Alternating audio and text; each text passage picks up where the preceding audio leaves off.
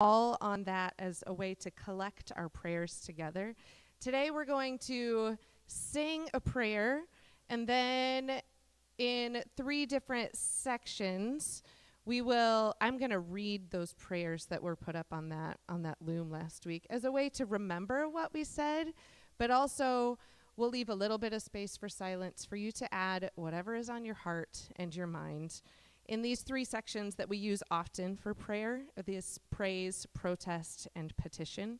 And then we'll sing a chorus of the song Hear Our Prayer in between each one. So you are welcome to stay standing. You're welcome to sit. You're welcome to roam about the room. Whatever is most meaningful for you in this time as we pray together in a different sort of form.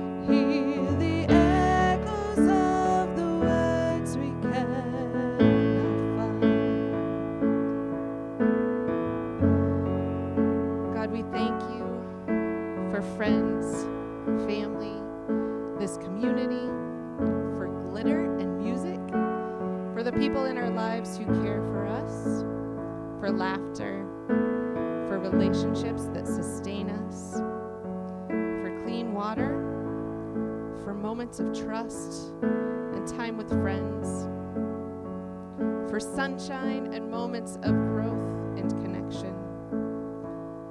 And God, we thank you for all the other things that are on our hearts and minds this morning.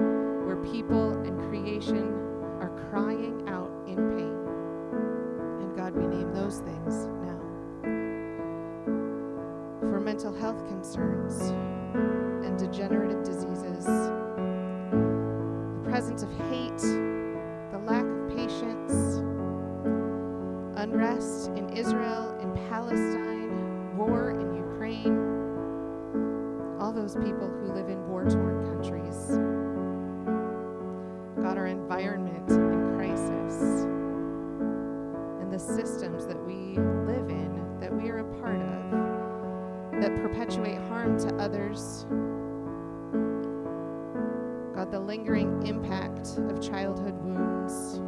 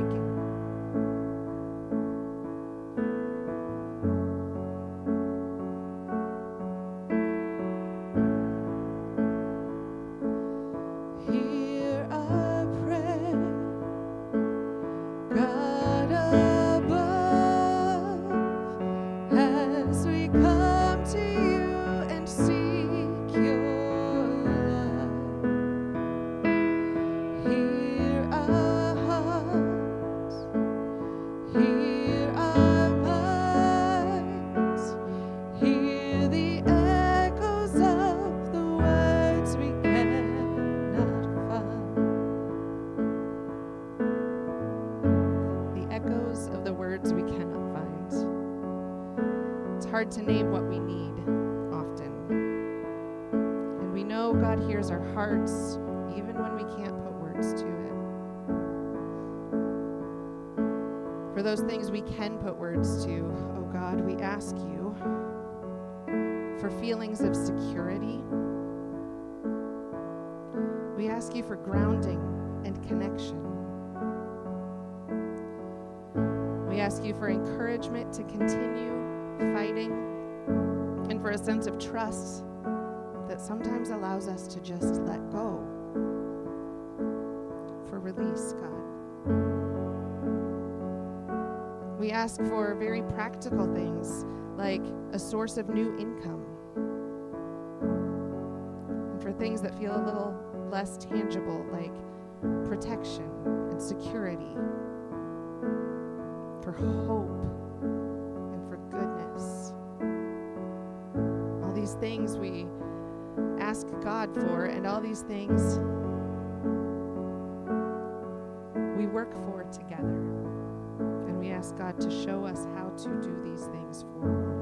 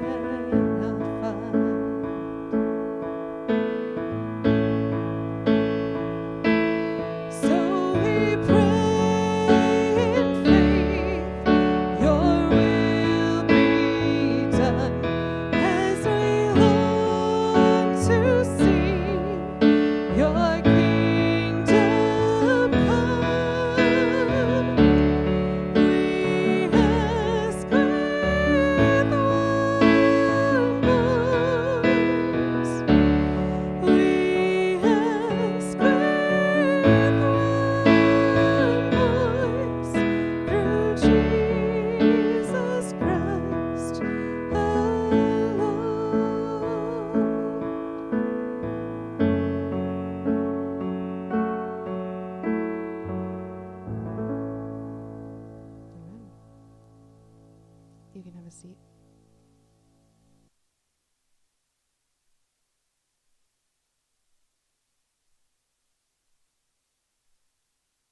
I think it's one of the reasons why we get together. We need to be with people with which we can, with one voice, say what we are grateful for, say how we are hurting, and say with one voice what we may be hoping for and needing. And so, as always, I'm grateful for you and grateful for this space to be able to be together and to practice that as best we can this morning. We're going to jump right in today to the sacred text, which is the book of Acts. And today's going to be a little different, though. We're going to do something we haven't done for a little while, which is we're going to try and reenact a story. We've done this in the past. Again, it's been a little bit since we've done it. And what I simply mean by that is we're going to read the text, and with some brave volunteers up here, we're going to try and reenact this story. And not only therefore hear it, but also see it, and maybe even feel it a little bit in a different way. Because to me, this is, well, I'll just say this about this story. It's been one of the more important stories in my life in recent years. I think it has some really important things to say about the journey of faith. And we're looking today at Acts 9, verses 1 to 19 is where we'll be. And to get started here, again, I need a few volunteers, okay? So if you're volunteering for this, all this means is that you're going to come up here. You don't have to say a thing, but you are going to help embody the personas, the people in this story. And we're all going to help you do that by having some conversation about these folks. So the first section that we're going to look at is about like verses 1 to 10, and we're going to need a few different folks. One of the people is a guy by the name of Saul. Would someone be willing to do that this morning? It really is just excellent. Thank you so much. Because the first person, you always need the first person to say yes, so come on up here. JP will have a recurring role throughout. He's the main character of this story, Saul. We need a high priest. Thanks, buddy. Great, come on up. A high priest, excellent. And we'll decide where to put you all in just a moment here. We need just like 3 or 4 folks who are going to represent people who are following Jesus. Come on up. 1, 2. Can we get a third? Come on, adults. We have no adults up here. Thank you. I appreciate that so much. All right, why don't you 3 just kind of stand over here for the moment. Yep, over here, over here. Okay, good. We're going to kind of make space and figure this out as we go. Okay, so this is about, again, primarily a person named Saul. And Acts 9 begins with this word, meanwhile, which should tell you that something else has just been happening. And meanwhile, our story is about to happen. Anybody remember what has been happening in the chapters prior to this, what we've been talking about in the weeks before this? Anyone remember bits or pieces of it? It really landed. Yeah, it really landed. Yeah. Last week was about a guy named Stephen. Yes? This is a guy who encounters an Ethiopian, a person in the kind of royal court, hops up in his chariot. That's last week. The week before, we're talking about the group of Christians who are starting to form and gather, and there's some pushback from the religious leaders that they're getting. So there's been a lot going on, and now we get to this story. Meanwhile, Saul was uttering threats with every breath and was eager to kill the Lord's followers. There you go. So he's already embodying, excellent, because here are the followers of Jesus, and Saul is doing this. We do read about him a few chapters back. I said Stephen met the Ethiopian, wrong person. Philip met the Ethiopian. Stephen was the person who was stoned to death. And guess who was there at that stoning? This character. And all the people came and laid down their cloaks before him. I know, not great. So Saul, we are introduced to him earlier. He's up to some things. He's still up to some things. JP, you kind of embodied him there a little bit of this. Okay, yeah, it's not bad. But really feel the anger in because why is Saul doing this? Why is he doing this? Righteousness? Say more. So he thought that they were just like a cult and just trying to keep Judaism pure. Yeah. Quite noble in a way from a certain angle, right? Trying to keep Judaism pure. He views this group of people as a cult. You guys have it easy so far. Did someone else say something? No?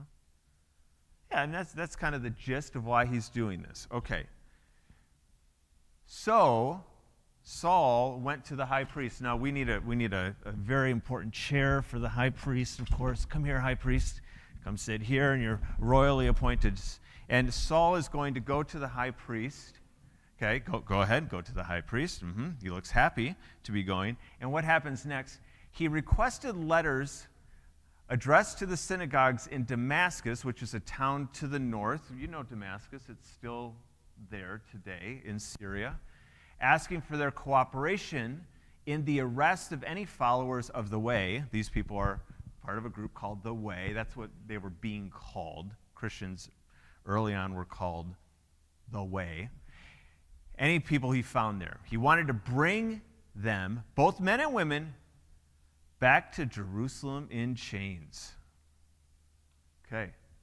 How you feeling, high priest? Think this is a good idea? Not sure. Unsettled. She thought maybe yes, maybe no. Yeah, what does it say? Does he get him? Yes, he does. We don't even know what this interaction is. We just know that he comes, and the high priest says, I grant your request. Excellent. So with letters in hand, because, right, there's no telephone. There's no mail. You get a signed letter, though, from the high priest that you can bring with you, and that's your authority. So now we're headed to Damascus, and he's going to do what when he gets there? Yeah, these people, how are you feeling? You maybe hear that Saul is on his way. How are you feeling about this? Angry. Okay. How else?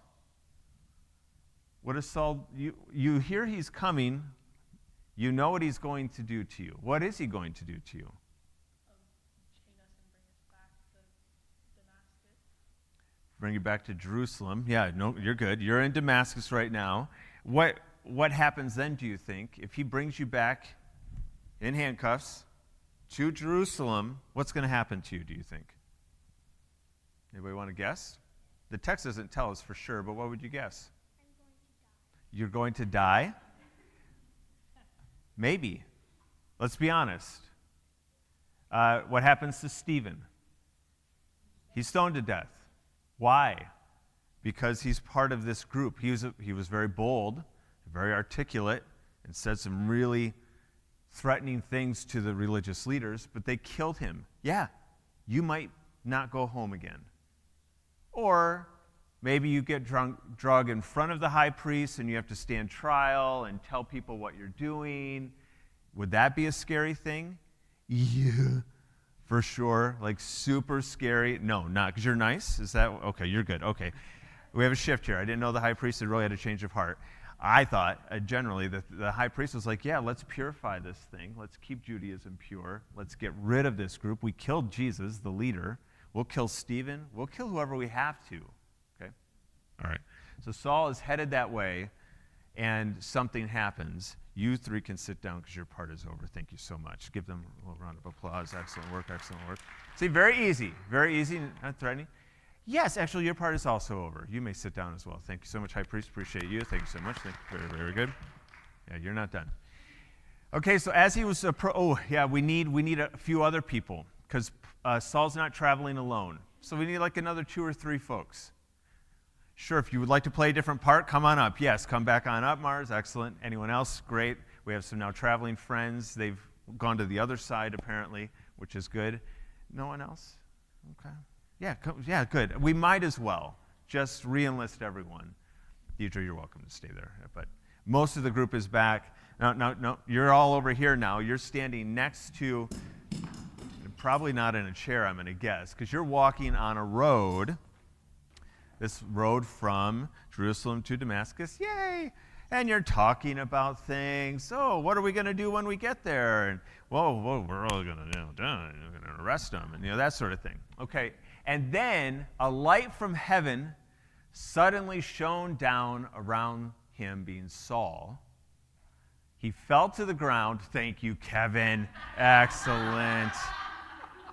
Yes. He fell to the ground and heard a voice saying to him, and you might as well be this voice, you're up here and you're holding the light. Saul, Saul, why are you persecuting me? And maybe it sounded like that and maybe it didn't, but a voice came, yep. And what happens next? Who are you, Lord? Saul asked. Now, Lord's an interesting word here. You may think, Saul already recognizes this as Jesus. Not necessarily. In fact, likely not. The word here in Greek is just a word of reverence, a word you would use for someone that you have respect for, or someone who's in a position of authority, which seems quite possible. I mean, from the question, Saul doesn't seem to know who this is. So, all that to say, I often read this and thought, he already knows it's Jesus. No, it doesn't seem so. It's little L, thank you. And the voice replied, voice, I am Jesus, the one you are persecuting.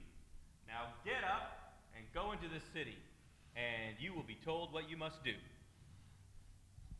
Okay, great. Thank you, Light. Appreciate it. Very well done. Such a astounding performance and unexpected. Okay. The men with Saul stood speechless. Oh, man, nailing it. For they heard the sound of someone's voice, but saw no one. What was that like, do you think? You know, where in the world is that voice coming from? It's loud, or maybe it's not, but yeah, it's okay, very concerning. They saw no one, so Saul picked himself up off the ground. Apparently his friends didn't help him. And when he opened his eyes, he was blind. Not good. So his companions led him by the hand to Damascus. He remained there blind for 3 days and did not eat or drink. Oh, I know the story. There you go. What's that? How's he not dead? Interesting. Well, I don't know the answer to that question exactly, I suppose. But I don't think Jesus wanted to kill him. But this is certainly a dramatic encounter, for sure. How is he not dead after 3 days of not eating and drinking? Good question. He probably didn't feel great. Yeah, I still don't know. But I understand your question better. Thank you. All right, let's give these all a round of applause because they're going to have a seat again. Thank you so much. That was it. I know. I'm so sorry. You will be back, but after a bit. Thank you, sir.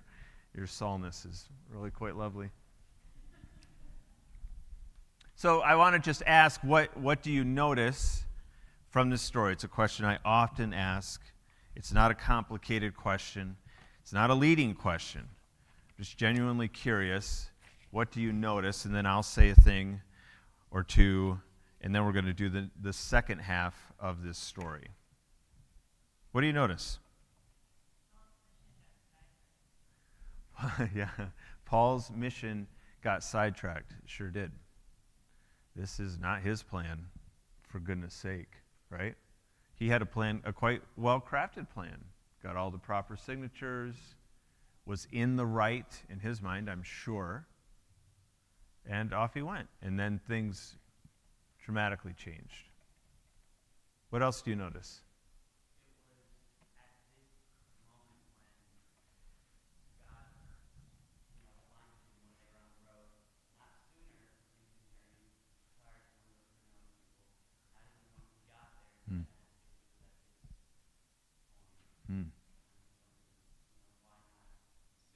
Yeah. That's a great question. Why now? Why not earlier, before others were harmed and killed? It's a fair question and one I don't have an answer for. Yep. This is the moment, for some reason, of intervening and things being dramatically changed. Yep. What else do you notice?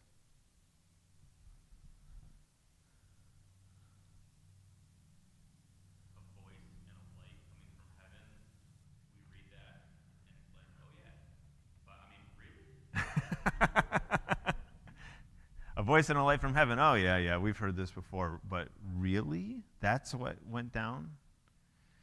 I appreciate that the story includes that those who are there with Saul are totally baffled.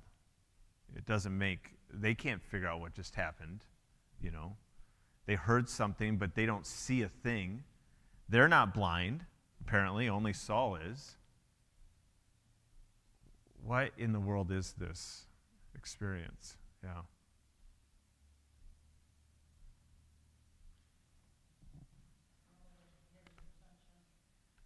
You say that again? Sorry. Oh, maybe the only way to get Saul's attention is with something like this. Maybe.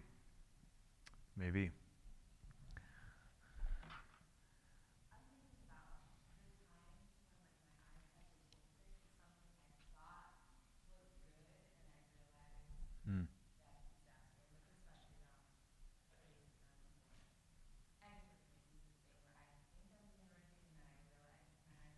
Yeah.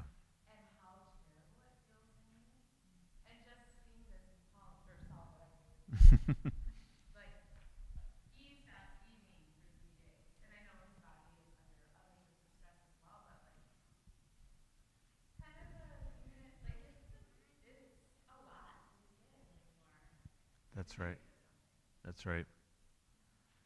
Bethany is sharing about times in her life when she has thought she believed something that was right, and then to realize that she wasn't right, and how just hard that is. I'm only repeating that, Bethany, so that people online can hear, because I didn't say it nearly as well as you did. But is that fair?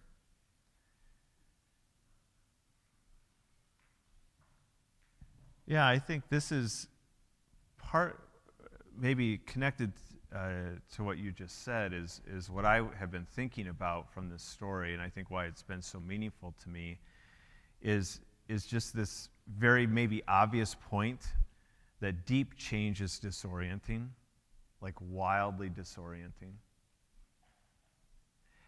Come on, friends. I mean, change of any nature is disorienting. If you try to get up an hour earlier in the morning to start exercising, that's really disorienting. It's hard.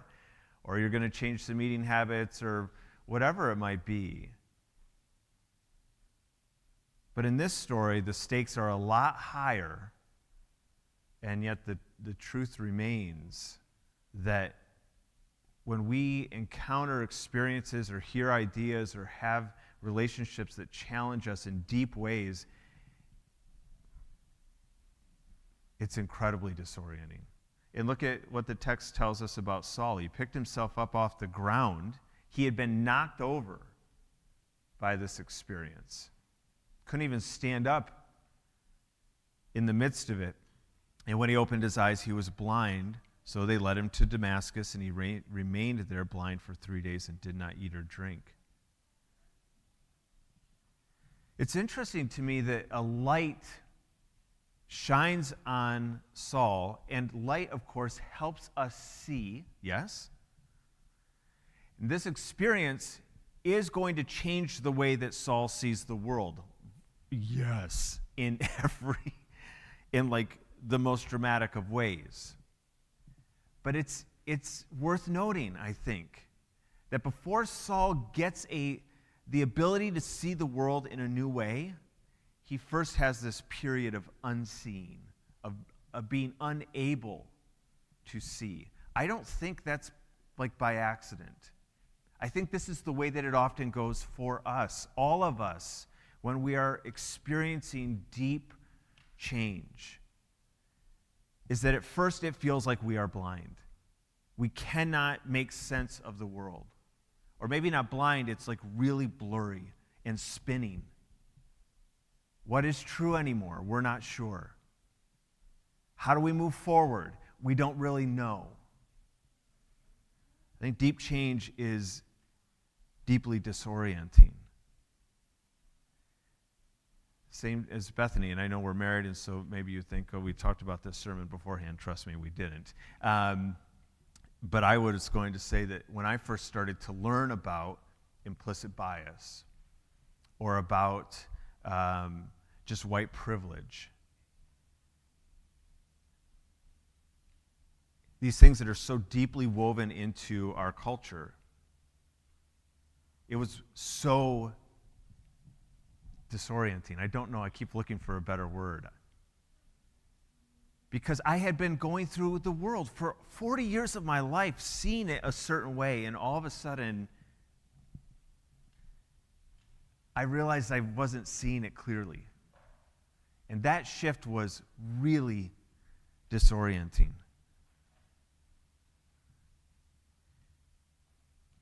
But this is the way it is. Deep change is always disorienting. And I think what Jesus is always doing is moving us into deep change. I think the living Christ is not so interested in surface level shifts. They're fine. They're good and maybe even important. But Jesus is after the deepest change possible for us. For Saul, it was a complete shift of the way he understood the world, understood God, understood certainly the person of Jesus, understood his role and his purpose. Think about these foundational things that shifted for him.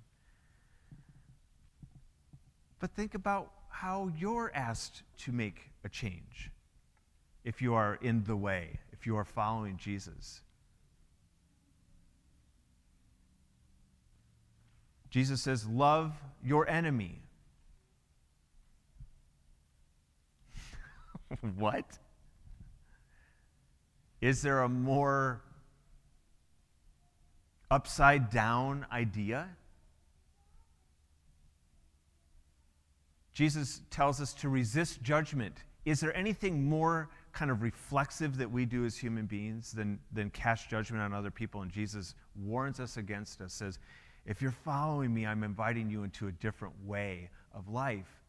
But it is deep. That requires a deep change to not judge other people or to prioritize the things of God over my own comfort or agenda. That doesn't happen by just tweaking the things up at the surface. That's deep change. And I think the reason why I'm talking about this morning and why maybe it's been so helpful for me, this story has been so helpful, is because I think often when we find ourselves in a period of transition and transformation, and it is so disorienting and unsettling, we often feel like maybe we should just give up, or that it's just too hard, or maybe we're even on the wrong path because it is this hard and this disorienting. And what I want to say to you is that if you are feeling disoriented, that's normal. It's normal. It's part of the process of change. Is having a season or a time when things don't make sense. And that's really hard to live in that space where what you thought was true isn't true anymore. That's really hard to do. But it's part of the process, more often than not. So I would invite us to normalize the disorientation. In fact, to let it be a sign that, you know what, you're probably moving towards at least the potential of being deeply changed. By the way, is there could it be any more clear why people don't change deeply?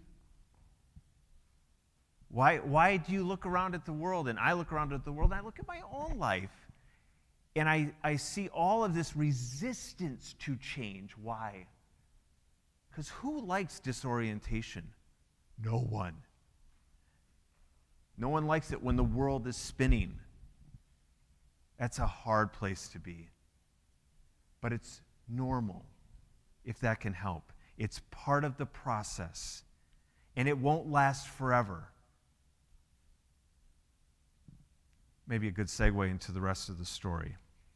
So we need Saul back up here, JP, if you're still willing. And we only need one other person, I think, for the rest of this, and it's a person by the name of Ananias. Would someone come up and be that person for us? Let's do it, Mars.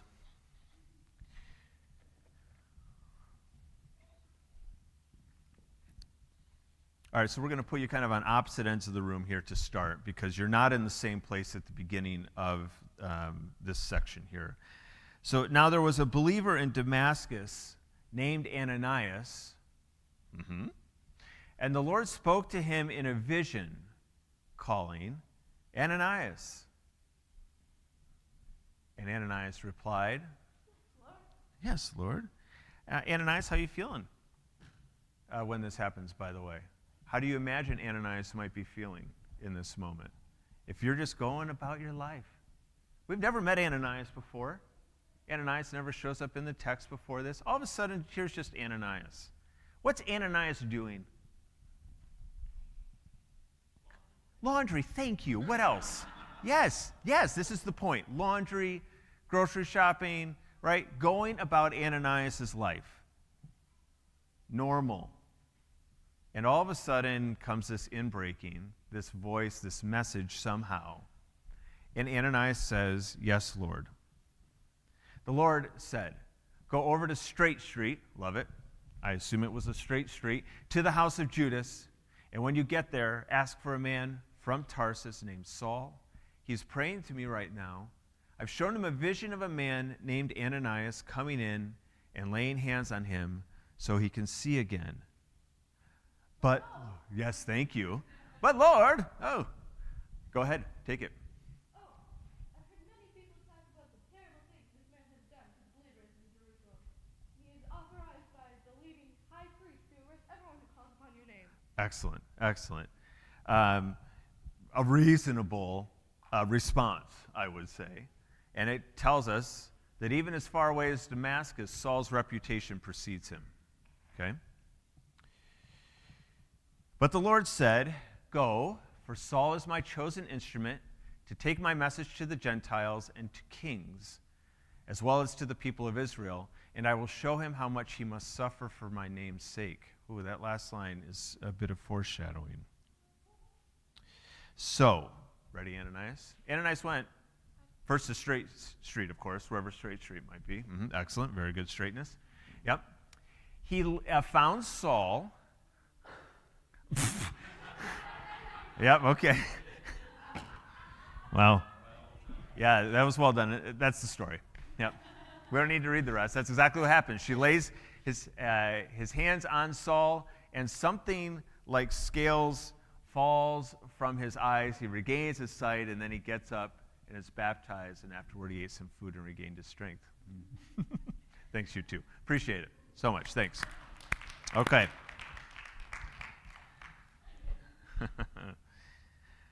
All right, so what do you notice about this section?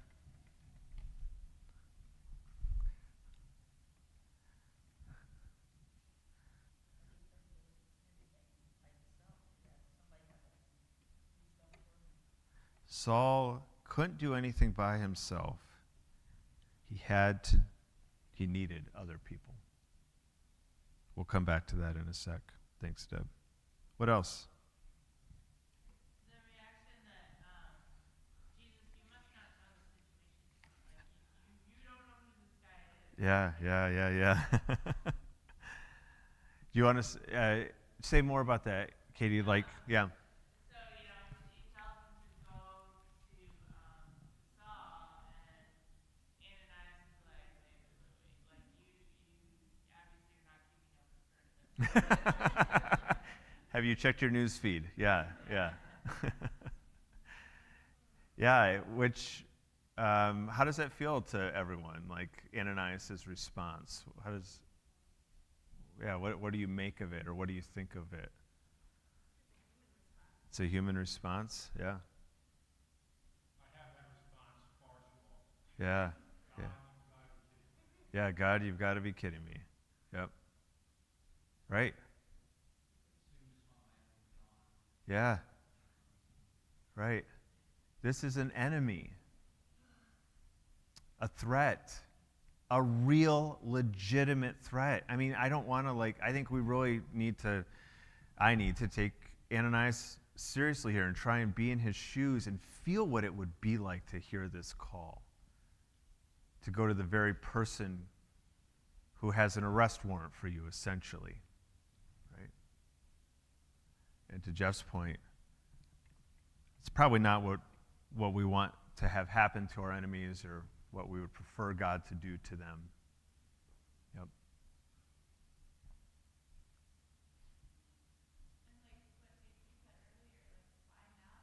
Yeah.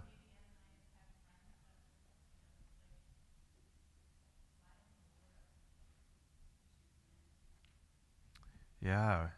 Why now, and why choose Ananias? Why choose Saul to be the person who's going to go and do this thing that you have? God, the rest of us are here. We're willing. Probably someone is. You have to pick him. It's confusing.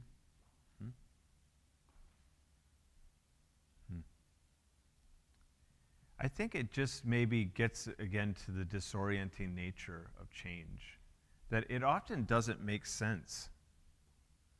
Rationally, it's hard to explain. I think about that being true in my life when I think about, again, understanding what it means to be a white person in a white culture, what it means to go through theological changes, everything from realizing that God isn't sitting on a cloud up in the sky, which was a transition I had to go through when I was much younger, to other things. Still I'm changing, rethinking, rewondering, do not have it figured out. But I'd like to think I do have it figured out. And when I bump up against the reality that I don't, it's really hard. So this deep change is disorienting. And I think the other thing I want to say is that deep change, to Deb's point, really more often than not emerges through interdependence. Or as she said it, you can't do it alone. This is a hard fact to accept, I think. It's hard to accept help, and it's also hard to give it, at least in this context, when we're talking about these sorts of things. Ananias has good reason to not move toward Saul. And we probably can come up with some really good reasons to not change ourselves or to not go towards people who are in a place of change and transition, right? It's really challenging to be interdependent.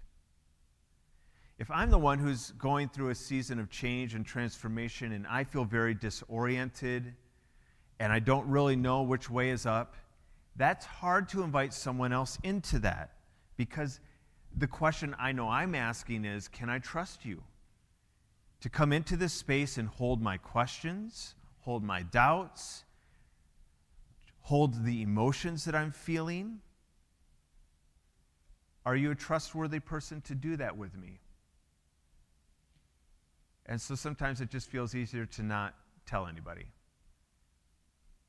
And the flip is true. The flip side is true. If I know that you're in a season of change and transformation in really whatever area of life it might be, I know that to walk along with you is going to probably be messy. And you know what? I'd kind of rather not have more mess in my life. So, ding, ding, ding, ding, ding, let's kind of be over here. Let me know if you need anything, kind of deal. And yet I don't know how most of us change without the help of someone. It's not to say there isn't work for us to do on our own. Of course there is. But we're talking about really significant change in our life. I think it is so disorienting sometimes that at the very least we need someone to just kind of hold on to. Or we need someone who's going to come and lay their hands on us. Or we need friends who are going to guide us step by step down the road.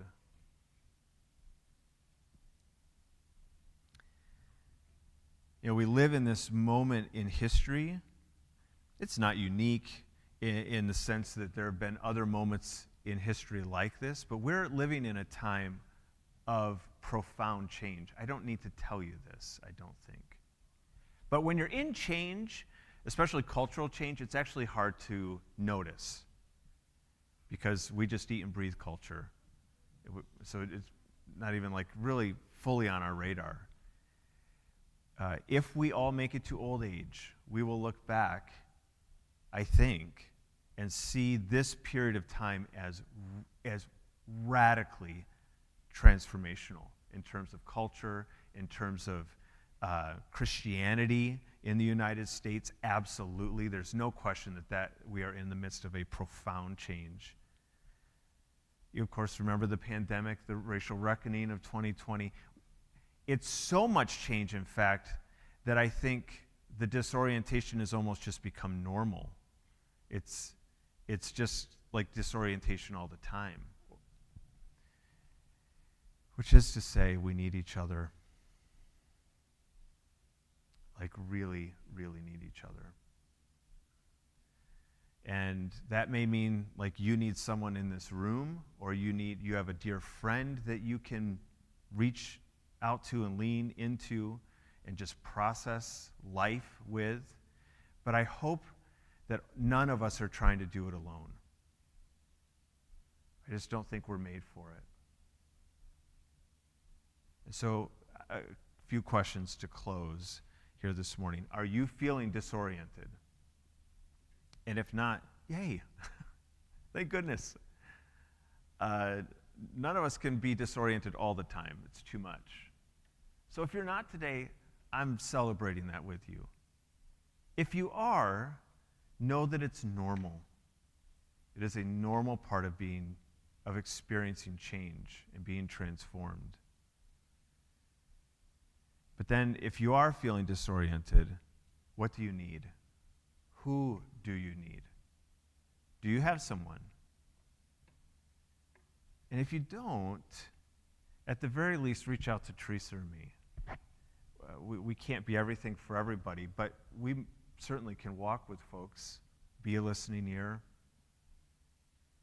hold space for you, whatever you're feeling, whatever questions you have. And there are other people in this room and in rooms in this room on other Sundays who I know, if you reached out to them, would say, yeah, I'll grab a cup of coffee with you. So who do you need? And, of course, I'm going to ask you the other side of that coin. Is there someone in your life who you know is in a season of disorientation? And is the call for you to be like Ananias and move toward them? Do you have someone in your life like that? To step into the mess with them and be a shoulder, be a hand, be a gift of presence. Okay.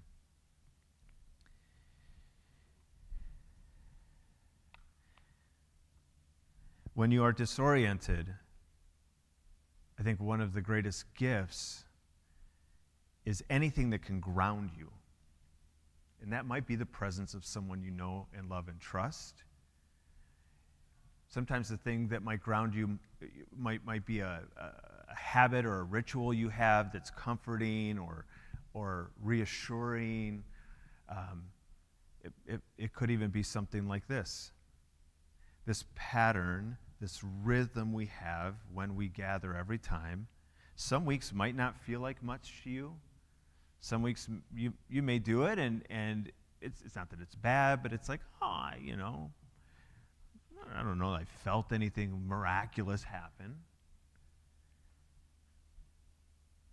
It's probably actually more weeks and more often than not. But I don't think the point of this is to give us this amazing emotional high whenever we do it. I think the point is that it helps actually ground us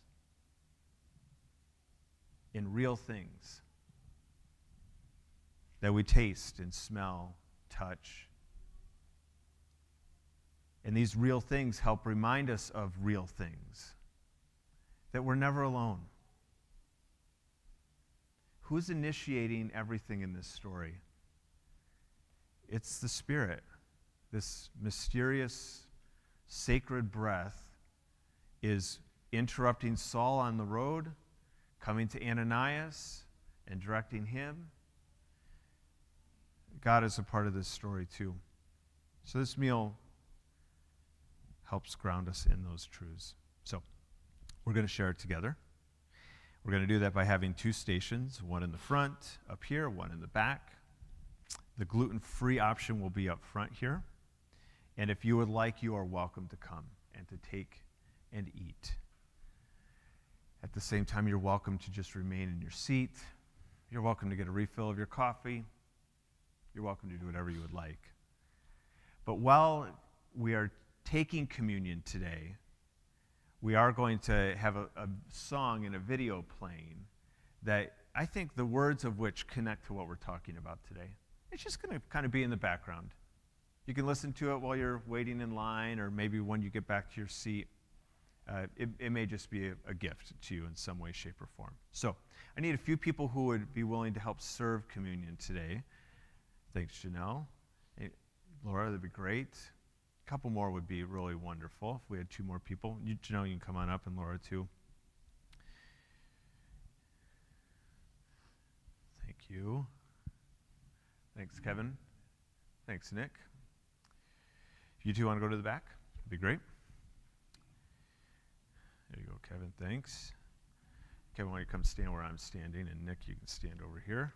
I'll be the gluten-free option. Friends, these are the gifts of God for the people of God. Amen.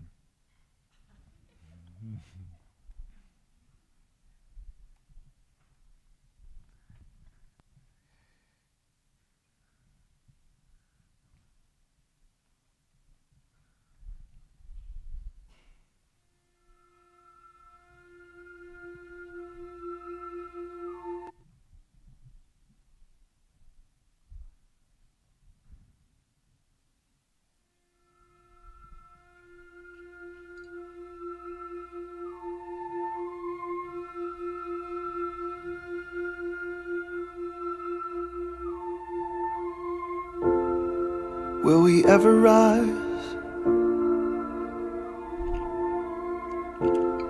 Will we ever rise above the fear? Can we learn to see the need? Can we share humanity? I can see another day come. Broken people, we can be made whole. We can be made whole. We can be made whole. As we lay down our weapons, open up our hearts. Love is breaking us. Love remaking us.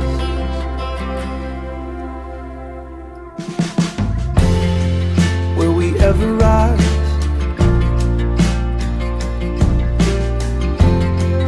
Will we ever rise above the hate? Can we learn another way? Forgive as you forgave. I can see another day come. Broken people, we can be made whole. We can be made whole. We can be made whole. As we lay down our weapons, open up our hearts. Love is breaking us. Love remaking us. Come here now. Take away the blindness, so we can see what we were meant to see. We feel like devastating darkness. Oh, I can see another day come. I can see another day come. Broken people, we can be made whole.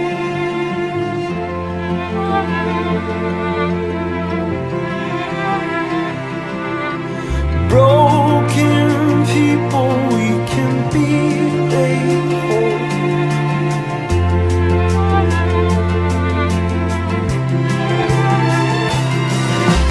Broken people, we can be made whole.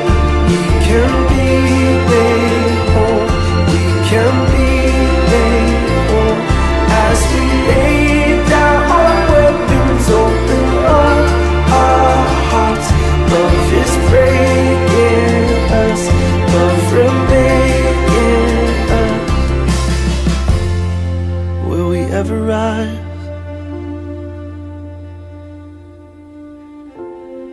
Will we ever rise?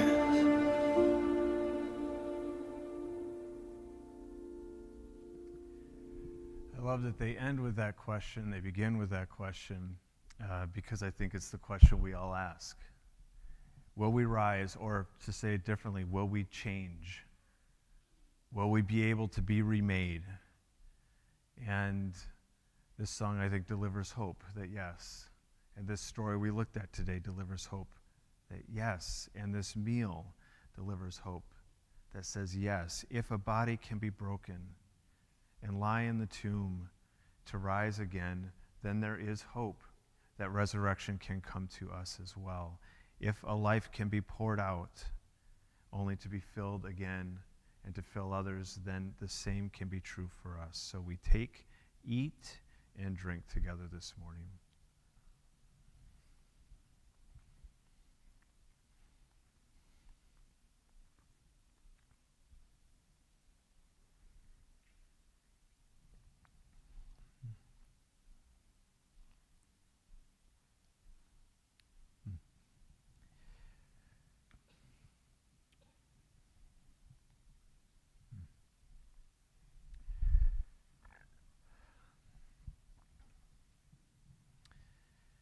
God, as we began this morning with gratitude, prayers of gratitude, we draw our time to a close with the same.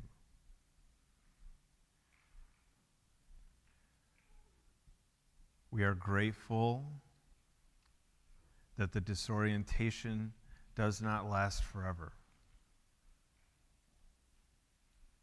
We are grateful that the unseen, the blindness, can be changed to sight. Give us hope when we are in seasons of disruption and change and transformation.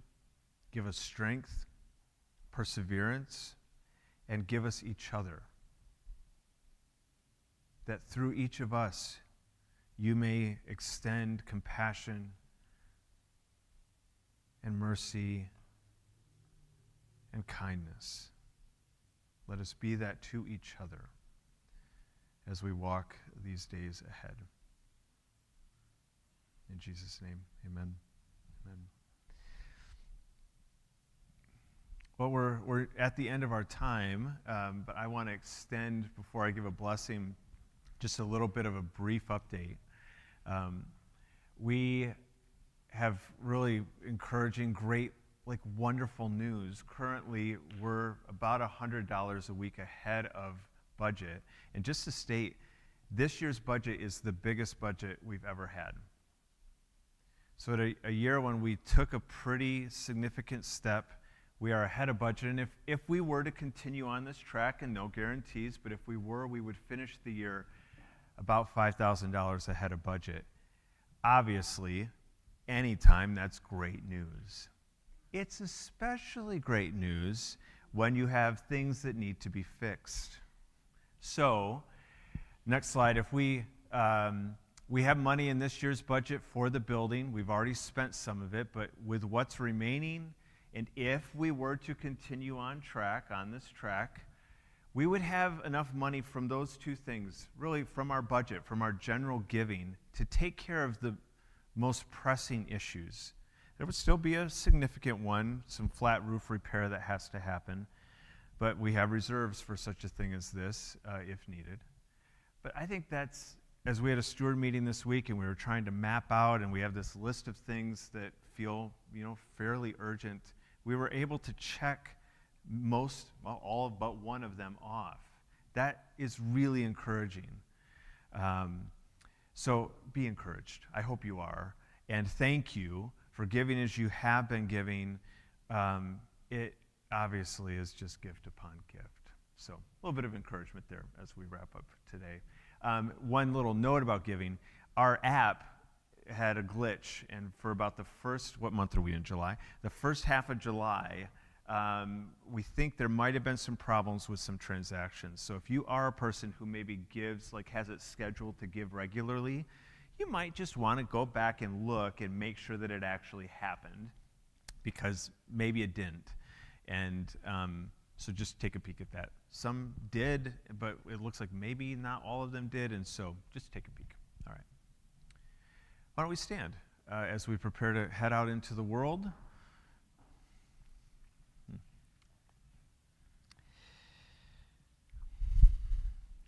Like I think Katie said earlier, we all have our plans. Even for this week, we have plans, and we all probably think we're right about a lot of stuff. And maybe you are. But this week, if you experience disruption or disorientation, if you're challenged in some way or things don't go the way that you thought that they would, know that you're not alone. God is always with you, and we here are with you too. So be those people going into this world with that hope today. Amen. Thanks for being here, everybody.